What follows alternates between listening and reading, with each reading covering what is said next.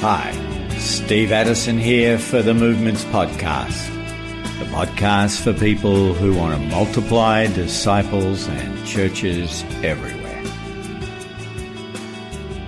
Today we're talking to Troy Cooper and Nick and Sarah Field about a strategy to reach the nation of New Zealand. Nick and Sarah, give us an update from New Zealand. What's been happening? Thanks, Steve. Well, we're seeing God move in New Zealand, Steve, and it's really cool. And I'll tell you, there's a lady down in we have the two islands, North Island, South Island. We live in the North Island. There's a lady down in the South Island called Steph, and she has caught a vision strongly for the Great Commission and for seeing her area.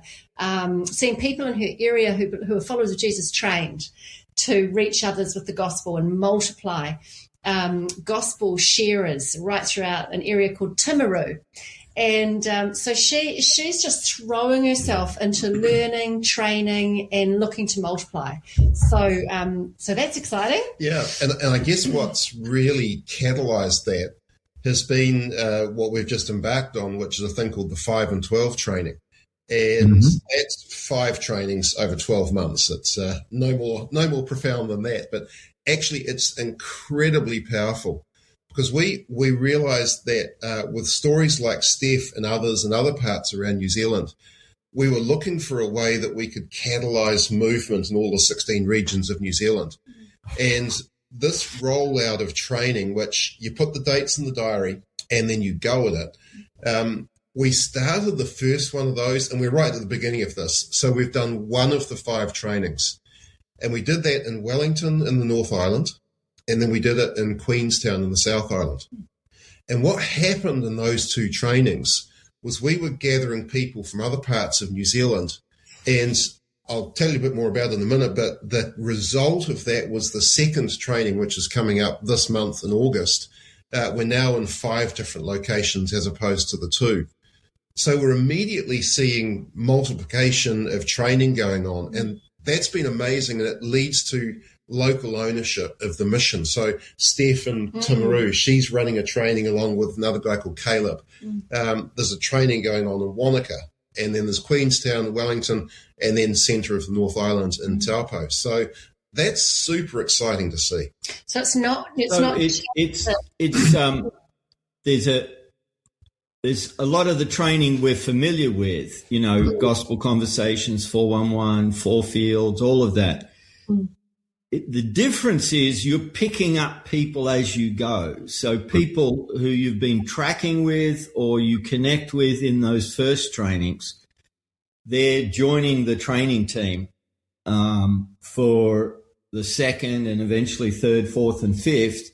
And as you pick up practitioner trainers, you're building capacity for multiple events, even simultaneously throughout New Zealand. Yeah, so you're not just seeing an uptake, an increase in people sharing the gospel, as great as that is, and making disciples, but you are actually finding those people who become the trainers, and you're seeing that multiplication happen right through, from area to area to area. Give us an example of one of those people who's sort of stepped up as a trainer. I was thinking, say, of Vesna or Cameron, just one or two of those. What's been the impact on them? Yeah, I think one a couple we can talk to. Caleb is a great example of that. And so he got trained last year, and we just did a one-off training. I think he was in the mid-level, actually. Got introduced to Troy, and he then spent some time with Troy. He's come back to New Zealand. He lives in the centre of the North Island. Hang on. I'm going to sneeze. That's all right. We can edit that out or just leave it in as a feature. There it is. Okay. I felt that in Australia. Oh, mate. Yeah. Highly satisfying. Okay. So Caleb lives in the centre of North Island. He came down to the Wellington training, and he was one of the trainers. So he came to the pre-training practice where we went through the lessons together and just made sure we were all really clear on the simple tools that we were training. Like you say, Gospel Conversations, 411. Since then, he thought, actually, there's a whole bunch of people who live in the centre of the North Island. What would happen if we did the training there? So he's now really hosting and leading the training in the centre of the North Island. So it's taken him from being someone who's part of a training team to now being a Kiwi who's really owning and leading an area. And so he's coordinating the whole thing, getting people involved, making sure they're coming. And it's amazing to see. So you won't even be there when he trains. You'll be in another location training. Yeah. And that's true with, there's another couple here in Wellington, Jonathan and Jihei. So they've just caught the passion for it, and they're jumping on a plane to go down to Wanaka. We won't be at the Wanaka one either, but they're going down to swarm with some of the people from outside New Zealand, some of the internationals, and a couple of other national folk, and they'll go down there and help Derek, who is the person who's leading the charge in the Wanaka area. So we're seeing not only people stepping up in their own area, but we're also people saying, hey, I can have a part to play in encouraging and helping others in other regions of New Zealand. So it really is bringing sort of like a national focus to this, which is wonderful. So it's not just a training strategy. We're raising up trainers who are also practitioners, and they're owning a piece of the geography in New Zealand. That's right.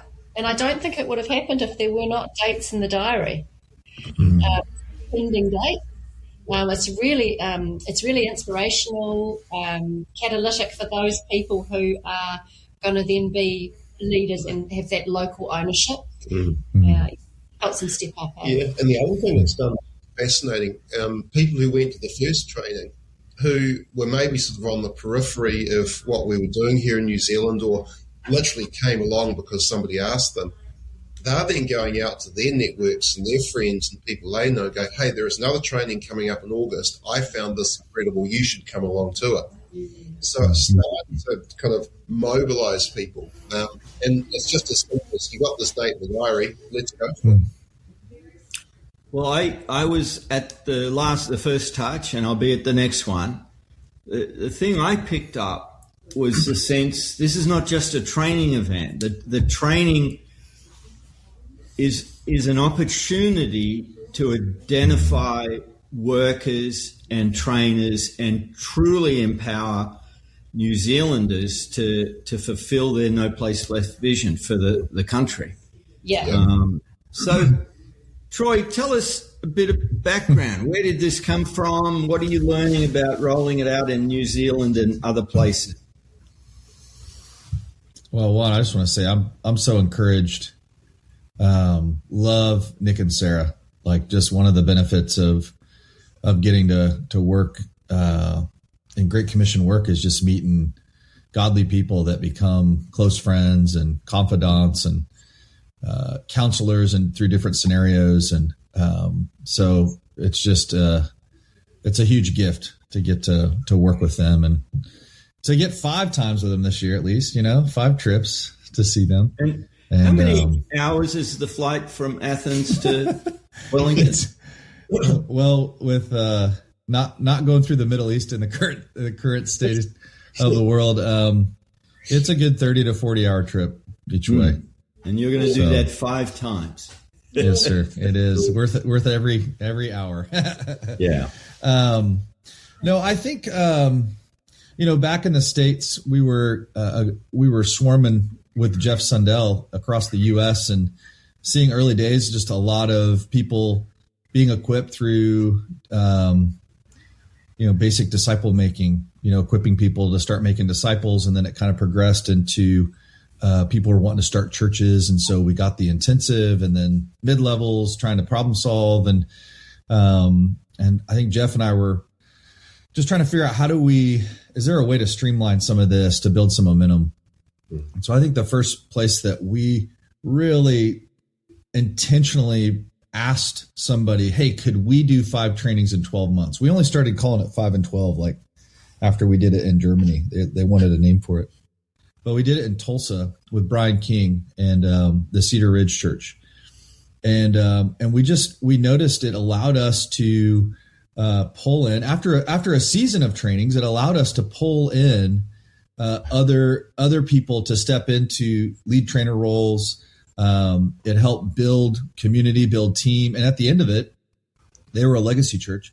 At the end of it, they wanted to launch a residency to train and send out missionaries from their own church. They had a vision to start 1,000 disciples, and they had a vision to send 50 missionaries. So that was the first time we did it. And I think it was just such we were so encouraged by the outcome, and they weren't trying to tweak a bunch of stuff. They just were like, hey, let's just do this. And so I think since then we've rolled it out in a number of cities. We rolled it out in Southern California. Me and Rick and a number of people rolled it out there before we moved out there. And it allowed us to have 5 different catalytic teams to work with before we moved there. And then more recently, seeing it rolled out in Germany back in 24, 25. I think just taking a lot of the, like you said, it's a lot of the trainings that we know, a lot of the tools that we know within No Place Left movement and using 4-field strategy. But I think committing to a schedule ahead of time allows us to, one of the things as a catalyst is invitations are very powerful. So if you've got 5 dates on a calendar ahead of time, you can invite people from different places. So for example, the first one in New Zealand, DJ and I came in to swarm it together. And now this second one, we've got DJ and Maya leading in one location with a couple of folks from the Czech Republic. Caleb is leading in Timaru with Nolan Ramsey from Dallas and Phoenix area, and with Fionn from Germany. And then I'm getting to join Nick and Sarah and some folks from and you, Steve.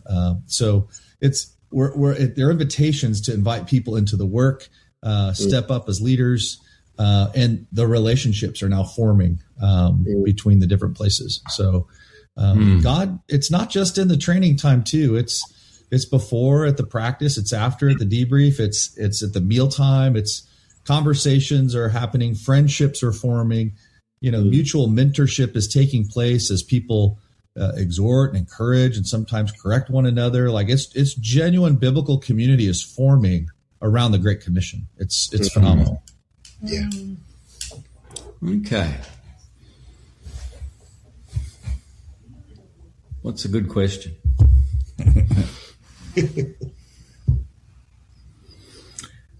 What have you seen happen in Germany as a result of how you've done? How many touches there? Yeah, so we started, the first touch was back in the spring of 2024. And if we hadn't mentioned it, a 5 and 12, it's 5 trainings in 12 months. There's no Bible verse for that. Okay, so you can adapt it, and but the goal is to find leaders and form bands. That's the goal. Form we're calling them bands, just groups of people that want to make disciples, start churches, and coach leaders, and really pursue lostness.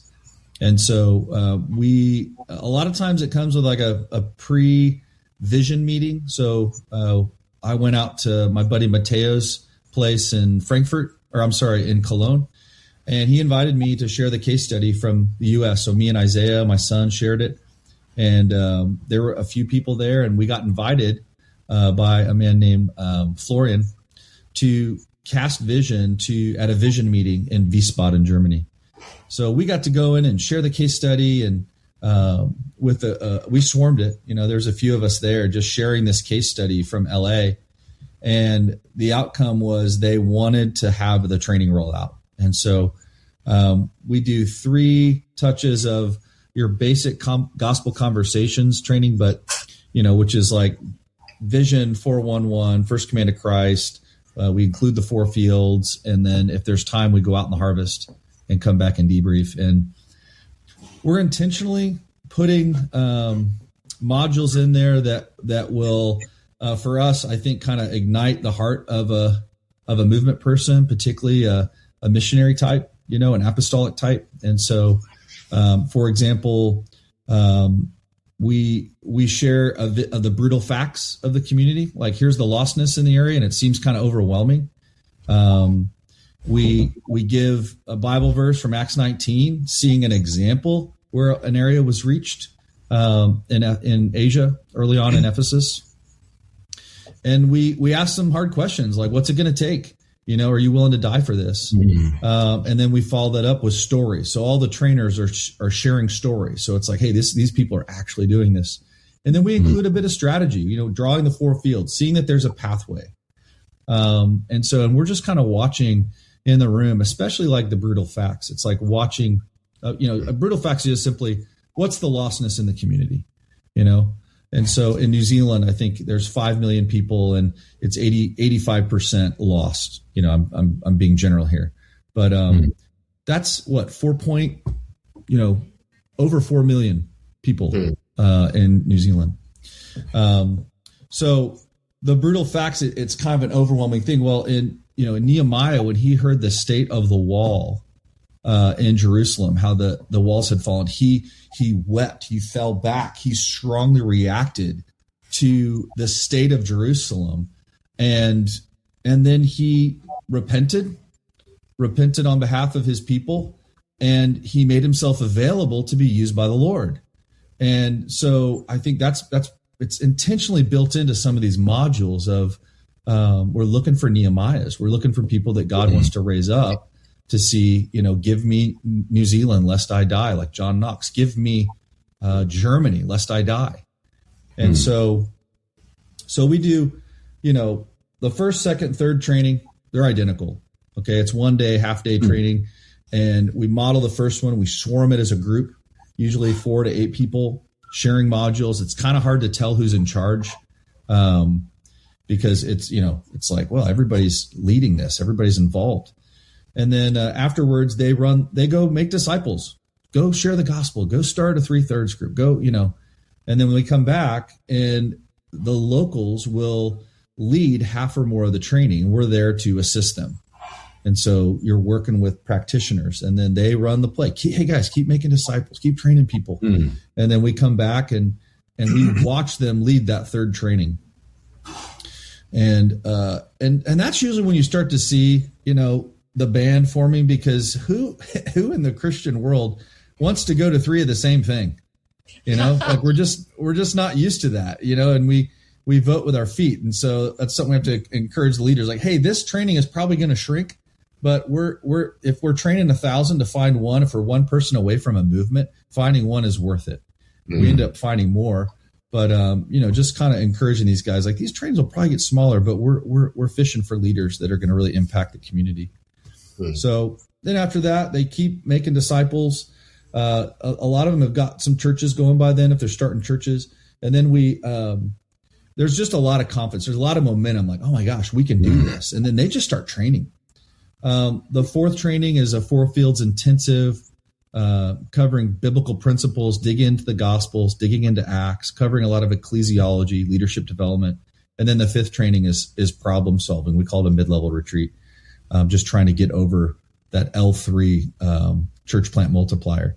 So those are the 5 trainings in around 12 months. And the goal at the end of it is to have, I'd say 1 to 3 leaders or more to try to form a 139 leadership group or some bands to just to see these people take ownership. So you asked about Germany. At the end of, I think at the vision meeting, I met a brother named Ebron. At the first training, I met a brother named Samuel. And then at the second training, I met a brother named Giesi. And there were a lot of amazing people through that rollout. But those 3 brothers really emerged as wanting training. They wanted coaching. They started to form a relationship together. They live in different cities. But since that, at the very end of the training, and Russell came out, and Puck came out, and Tyler Brown, we had all kinds of people come to swarm with us. But they sat around the campfire and they're like, we want to see No Place Left Germany. And they've taken it, and they are each rolling out their own 5 and 12s in multiple cities in Germany. They're helping each other out with their families, and all these guys are leading churches. They're bringing people with them. And some of them, I know Giesi and his family, they're now rolling this out in Italy. They're working with a guy in Romania. These guys, Giesi and Samuel helped us swarm in New Zealand. There's a lot of momentum in Germany right now. The training tools are all in German. They've got their own training videos. It's Zevorfelder. It's amazing. So again, just seeing that local ownership. Nick and Sarah, looking, say, 12 months down the track, what are you trusting God for in New Zealand with this 5 and 12 strategy? I think we're trusting that the Lord will indeed help us to identify, raise up those leaders, those people who have a heart for this, who really want to put it all on the line and reach an area, help reach a country, help reach a region. And so we're really trusting God for those leaders. We're trusting God to be, that there'll be bands forming in a number of regions, probably at least 3. Yeah.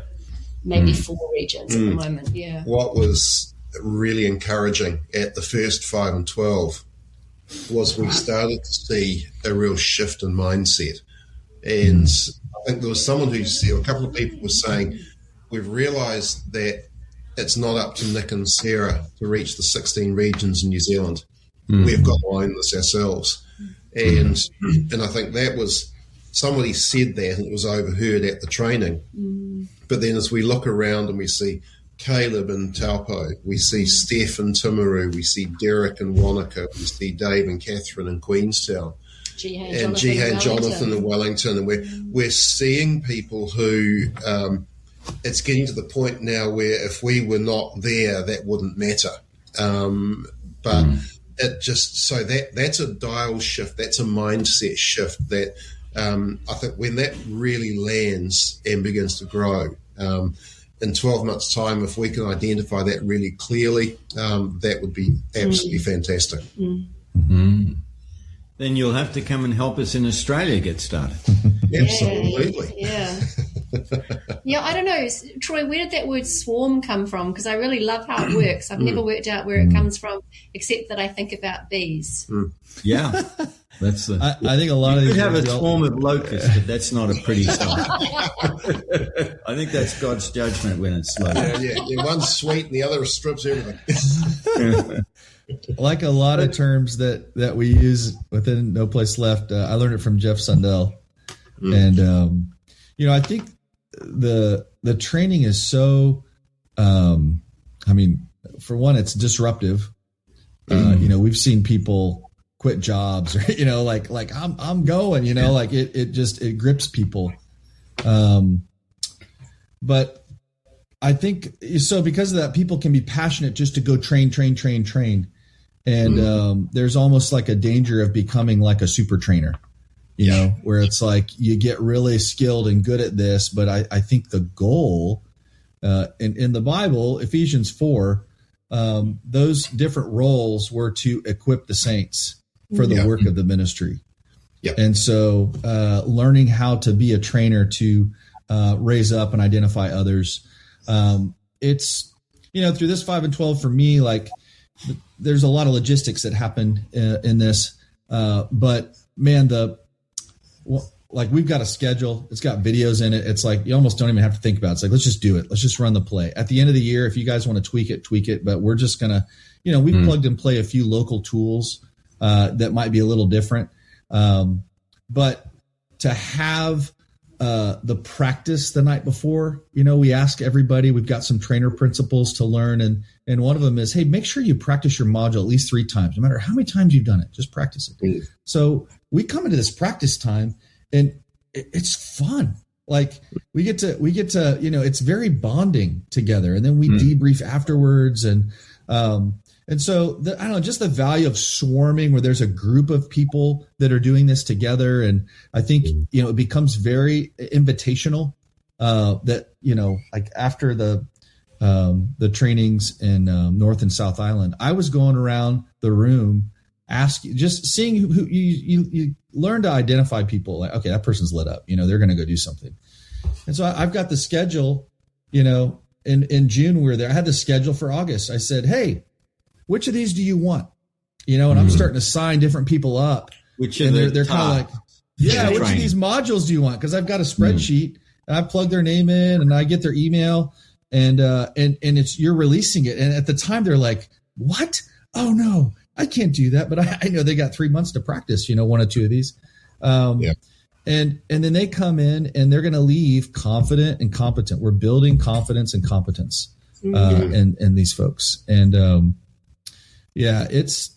it was like Nick referenced it. They've got their case study is phenomenal. I don't know if you guys have shared it on the Movements podcast, but we heard it in at this European mid-level in Greece last May. But they've got this map of the 16 regions of New Zealand, and then they're tracking the progress. And at the end of that first training, one of their local leaders came up and they said, when I see this map and I know the vision for No Place Left New Zealand, I thought that was Nick and Sarah's job.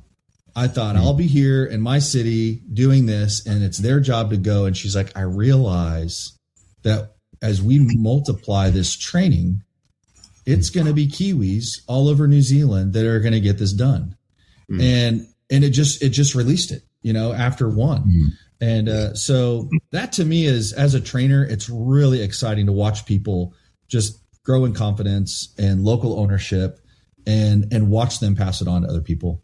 So it's Troy, one of the powerful things around the training and around that is it's so simple.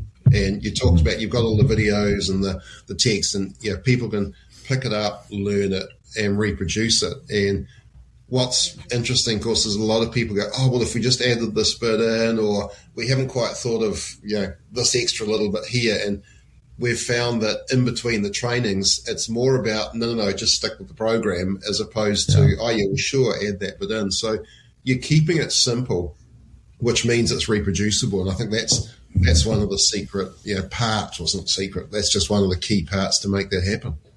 Yeah. And I think one of the biggest barriers in the Western context is time. And so when you put these 5 dates on the calendar, it's like, that's not always convenient for people, but it's like, we're coming back, and I think it requires something of people. There's a level of commitment, and sometimes it's just in time encouragement, or people might be going through something discouraging or feeling like, so it's just like every 2 to 3 months, boom, boom. Wow. Okay. This is exciting. One of the guys in Queenstown, Dave and Catherine, that's one guy, Dave, and his wife, Catherine, and just an awesome family, like just amazing, really enjoyable to be around, great sense of humor. And Dave was just like, man, I really want to get out in the harvest. I can't get anybody to go with me sometimes, and it's just, you can just tell he's just got this heavy burden to see his city reached. And he had made an attempt to go out a few times, but then after the train, he gets some equipping. He knows these tools. It's nothing new for him. But then the group went out in the harvest, and we had a newer Greek believer, Yorgos, come, and he took, he's really passionate harvest. He took Dave and Catherine out and modeled for them. And then I think, was it Nick, like 2 or 3 weeks later, we're in the, we have these group texts. Of course, everybody needs another group text. We have these group texts to communicate and capture momentum. And Dave sends a thing. He's like, I'm going out, guys. And then he comes and after, pray for him. And then afterwards, he's like, I had this person talk to this person. The next thing you know, he's like, I'm meeting up with them to do 411 and commands. And then the next picture we see a few days later, he's baptizing somebody in the winter, in Queenstown. And so it's like, wow, this is really spurred him on. And so I'm anticipating when folks come back, that it's going to spur people on again. And the folks that are coming in from the outside, it stirs them and spurs them on. It's just, the Holy Spirit's at work. It's just incredible. That was amazing in Queenstown and in Wellington. In fact, at both trainings, doing the out in the harvest in the afternoon. And I think, we we say to people, if you can make the whole day, do. If not, make sure you're there for the morning. It's almost like just do everything you possibly can to get out there, because in all of those, well, in both of those ones, you trained people in how to approach someone, how to start a conversation, how to pray, how to share the gospel, what to do for follow-up in terms of responses. And people went out, and most people who went out, this was way outside their comfort zone. They love Jesus, they're committed to the gospel, but actually getting out and sharing out on the streets like that, that's not part of their wheelhouse. So they go out nervous, they go out apprehensive, and they come back and they're just, the smiles a mile wide.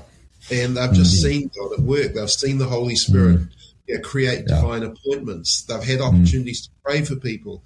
Some have shared the gospel. It's been absolutely phenomenal. And then the fruit of that is people then going out regularly into the harvest, and we're seeing that in the places where we've trained. But also people have then got a bolder and a more courageous approach to sharing the gospel in their own oikoses. And so you're starting to see people in their own sort of relational networks sharing the gospel with more boldness and freedom. It's absolutely incredible. If you're enjoying the Movements podcast, why don't you help us get the word out by leaving a review or mentioning us on social media. This has been Steve Addison for the Movements podcast.